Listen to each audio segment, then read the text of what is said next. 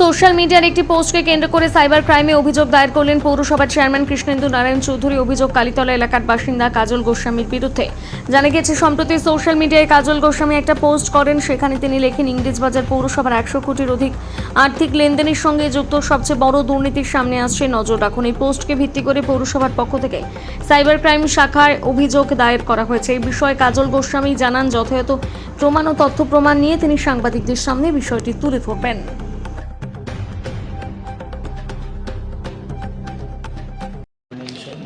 পৌরসভা is a government body and constitution body. আমরা যারা আছি আমরা ইলেক্টেড হই এবং ইলেক্টেড হয়ে পৌরসভার যে নিয়ম সংবিধান সেটাকে শপথ নিয়ে আমরা চেয়ারে বসি। এই কাজল গোস্বামী বলে একজন আছে, সে দীর্ঘদিন ধরে বিভিন্ন তার ফেসবুক ইউটিউবের এসব লিখে বেড়াচ্ছে। আজকে একটা লিখেছে যে ইংরেজবাজার পুরসভার 100 কোটির আর্থিক লেনদেনের সাথে যুক্ত সবচেয়ে বড় দুর্নীতি আজ সামনে আসছে, নজর রাখুন। এটা একটা খেলার জায়গা না। তাকে যদি দুর্নীতি হয় নির্দিষ্টভাবে বলতে হবে। এই টেলিকাস্ট ব্রডকাস্টিংয়ের একটা আইন আছে, broadcasting and cable TV without কোনো পারমিশন ছাড়া ওরা করতে পারে না। কি পারে না? You can't legally broadcast news without permission, whether on cable TV, on the Facebook, YouTube, if it qualified as a news broadcasting.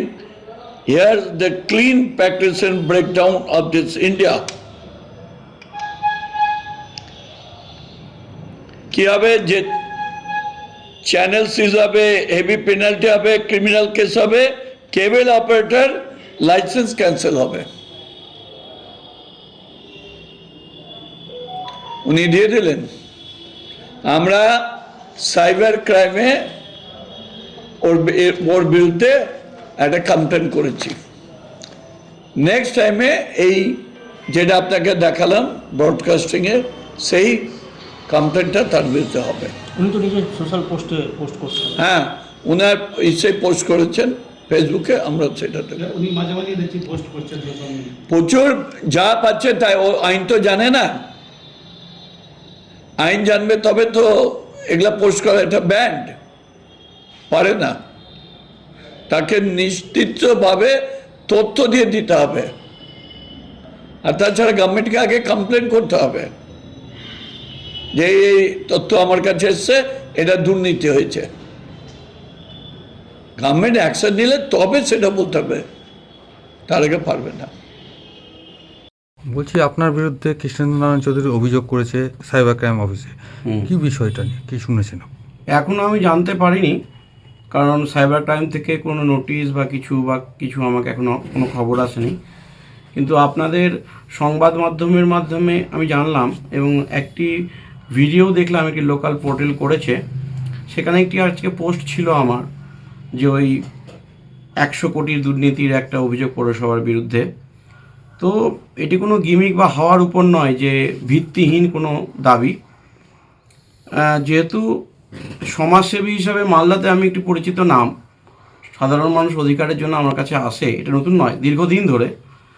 তো সেই জন্য নির্দিষ্ট কিছু তথ্য প্রমাণ এবং আদালতের রায়, যে রায়গুলি এই মিউনিসিপ্যালিটি বা পৌরসভার বিরুদ্ধে কোনো তাদের কিছু কাজ, যে কাজটি আইনগত নয়, তার বিরুদ্ধে এসেছিল, তো সেটা প্রামাণ্য দলিল আছে।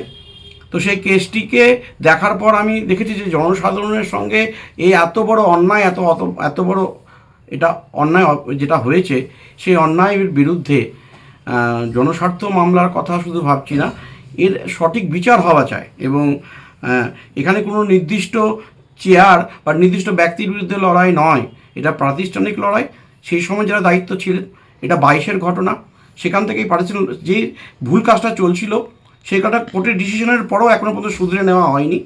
তো সব প্রামাণ্য দলিল সব কিছু বিস্তারিত নিয়ে আমি শুধু আইনগত ব্যবস্থাই নিচ্ছি না, আদালতের সেই ব্যাপারটা আবার রিওপেন করা হচ্ছে।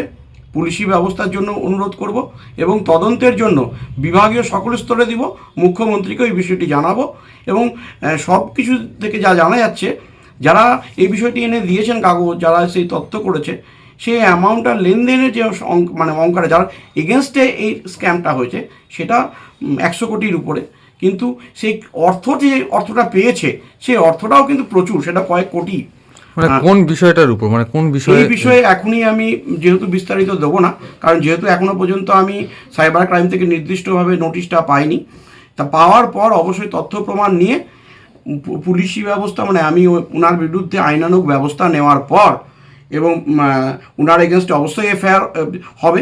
ব্যক্তিগতভাবে যদি ওদের করে থাকেন তাহলে ব্যক্তিগতভাবে, আর যদি প্রাতিষ্ঠানিক হয় তাহলে সেই চেয়ারকে অ্যাড্রেস করে হবে। এবং তার সব তথ্য প্রমাণ নিয়ে আমি প্রেস মিডিয়ার সামনে প্রেস কর্নারে তো অবশ্যই বসবো। আর তার সঙ্গে জনসাধারণের দরবারে এই সোশ্যাল মিডিয়ার মাধ্যমে তার প্রত্যেকটি প্রমাণ, তথ্য, দলিল এবং আইনগতভাবে যা প্রমাণিত, হ্যাঁ, এবং কোর্টকে নির্দেশিত জিনিসকে কন্টেম্প্ট অফ কোর্ট যেটা হয়েছে তার প্রত্যেকটা বিস্তারিত দিব এবং তার ব্যবস্থা হয়ে মানুষের প্রতি যাতে বিচার হয় তার ব্যবস্থা দেখব।